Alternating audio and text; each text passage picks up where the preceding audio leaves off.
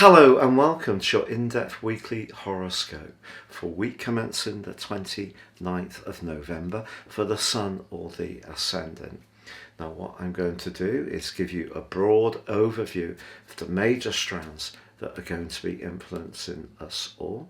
And then please stay with me, I'll dive deep to give you in forensic detail your zodiac sign forecast. This week begins with a momentous astrological moment. The Sun and Mercury are so tightly together as we see it from Earth that they are in cazimi. This is going to see the power of the Sun magnify the influence of Mercury. Mercury technically is in detriment in the sign of Sagittarius where this event occurs, but I actually really quite like Mercury in Sagittarius. I think it's very thirsty for knowledge, it loves travel, it can be very adventurous, and the Sun and Mercury coming together suggests that we are going to have a greater desire to inform ourselves, but inform ourselves with higher ideals, the bigger picture, philosophy, history, any kind of background research, whether it's into the family tree or a business plan, can really benefit from this combination. Also very good for contractual discussions as well. Now we know that the world environment is challenged severely by COVID.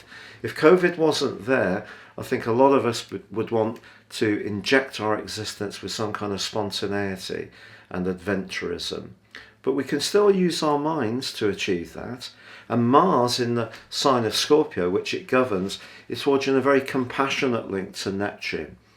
Now this suggests that we can dive deep in our thinking and the things that we explore, the knowledge that we gain in a very productive way. But also this week, the Sun is going to go on to forge a very stable link with Saturn. Now of course Saturn gets a bad astrological press, but it's very much to do with boundaries, stability, the structures that we're trying to build up that are positive. Of course sometimes Saturn will limit us around the things that aren't working so well. But this is a lovely angle because the Sun in Sagittarius is very much about freedom, and Saturn in the sign of Aquarius, also about freedom, is the ruler of that sign, the co-ruler. So where we're progressive and we're growing our situation and being more pioneering, but we're doing it in a step-by-step, thorough, well-researched way, Saturn supports the Sun in a very constructive manner. Now that brings us to that incredibly powerful total solar eclipse which occurs on Saturday. If you want to watch my deep dive video into this, please see beneath this video. Now this event is broadly going to still be in a sextile with Saturn, but it's also going to forge a quincunx with Uranus. So I think one of the things that we must embrace over the next 6 months, the range of influence of this final Sagittarius Gemini polarity eclipse in the series, before we go more into the Taurus Scorpio season of next year, and we've already had the Taurus lunar eclipse, the first phase of that. I think what we've got to just bear in mind is that the position of the Sun in the 9th house is about going for it. Uranus in the 2nd house is about more being conscious of our resources. So because they're not quite aligning very well, one of the things that we're going to need to work hard on, all of us, over the next half year is using our resources in a more constructive, practical way and not spending money just for the pleasure of it alone. So we're going to be looking to invest in things that have some kind of ongoing practical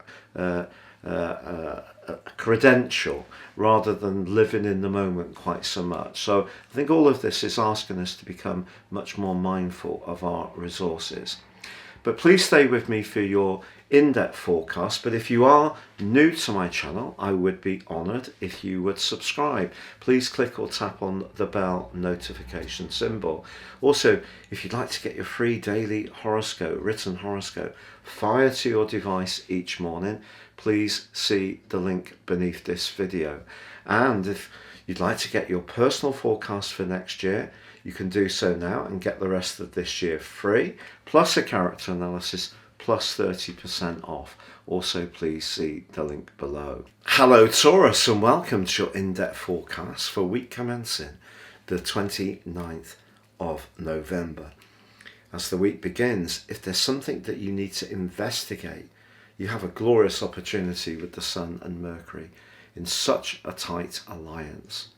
So, if you're someone like me who really likes watching those forensic programs on the TV where they solve crimes by, carefully analysing all the elements of the scene, then that kind of stuff could really grip you this week.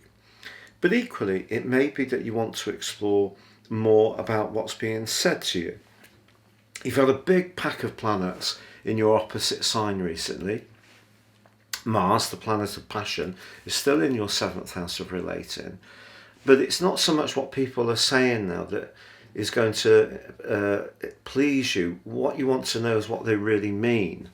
And the fact that Mars is forging an alliance with Neptune in your 11th house of friendships and connections suggests that somebody who maybe you don't necessarily find it easy to hear their opinion, but maybe they've got some insights into your situation, especially around a close romantic relationship, that could be very helpful to you. But in terms of finances, I think the conjunction between these two can give you an added impetus in order to investigate things and think about things in lots of different angles, and that can better inform you in a very important and valuable way. Because the Sun goes on to forge a brilliant angle to Saturn this week.